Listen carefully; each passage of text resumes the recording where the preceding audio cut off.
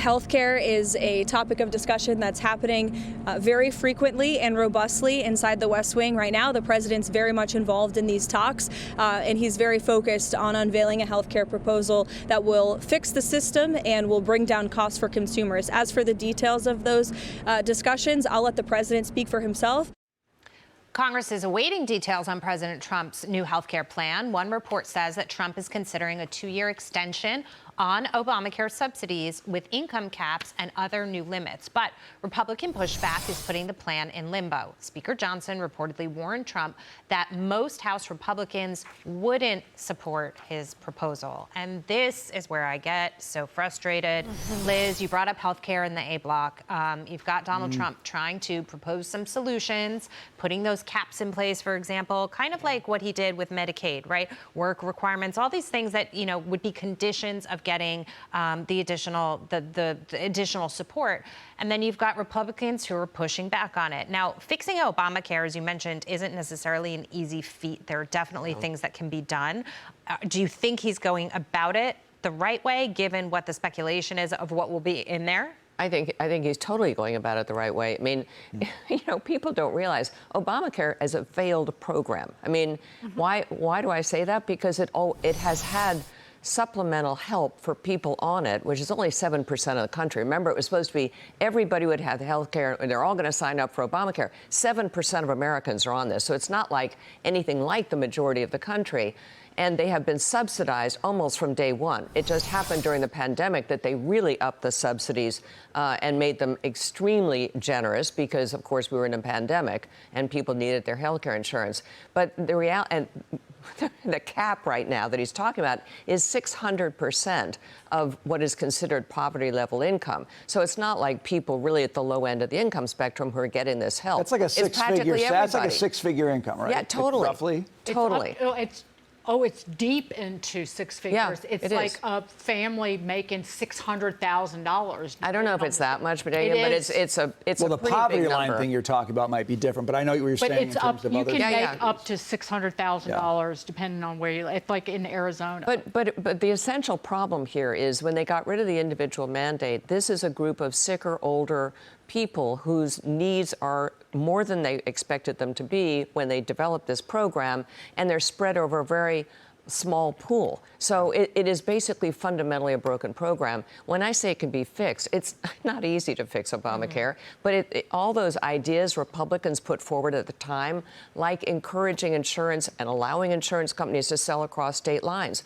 Look what happens with auto insurance. My God, you're inundated with advertising on how cheap your auto insurance can be. The problem is the healthcare insurance is set up with all these little fiats around the country. Every state has its own regulations, its own regulator who doesn't want to give up anything. So that is an idea. The health savings accounts is a good idea. But Republicans need 2 years to figure this out and hopefully to come up with some things. What we know is they're not good at it. We talked about the big, beautiful bill and some of the cuts or perceived cuts, spending cuts, Taylor, that were made there.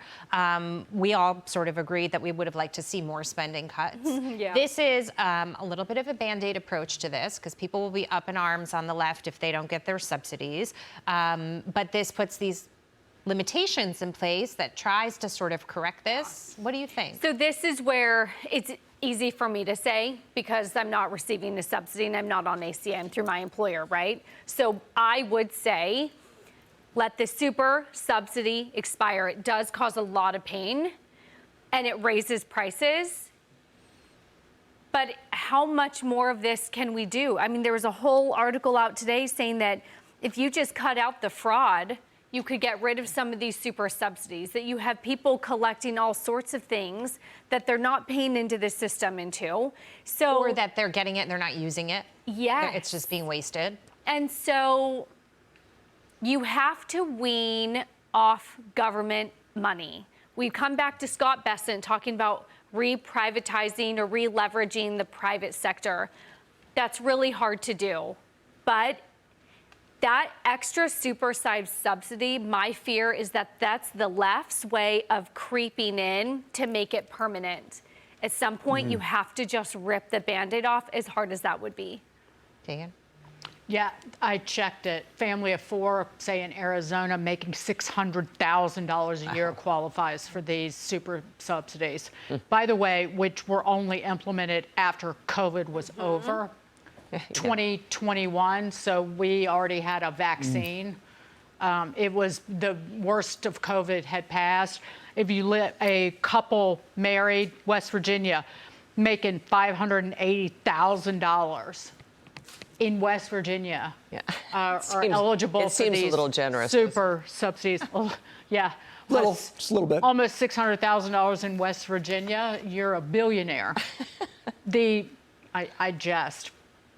There's no free market in healthcare at all, in health insurance, and the free market can't fix it. The health insurers are not allowed, in essence, to punish anyone's bad habits. Yeah. And there is no, for the most part, legitimate pricing. It's like if you live near the, live in a dangerous area, they're not, is an insurer allowed to price for that risk? Yes. But in the health market, absolutely not. So there is no fix. But this is egregious. This is $40 billion, $45 billion a year. It needs to go away.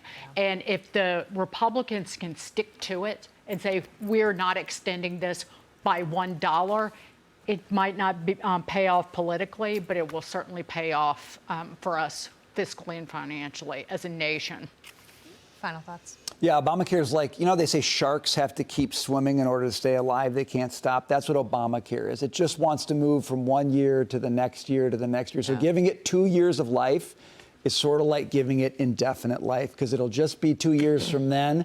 And then Democrats will have power and they'll say, hey, let's get rid of these income caps and these limits, and you'll be back to where we were post-pandemic. There is a midterm election coming up. Right. And I got to tell you, there's so much on the Trump agenda that has not yet gotten done, whether it's birthright citizenship, voting laws, whatever. If you want that program to continue, you're going to have to do this. See, I agree with you, but I also agree with you.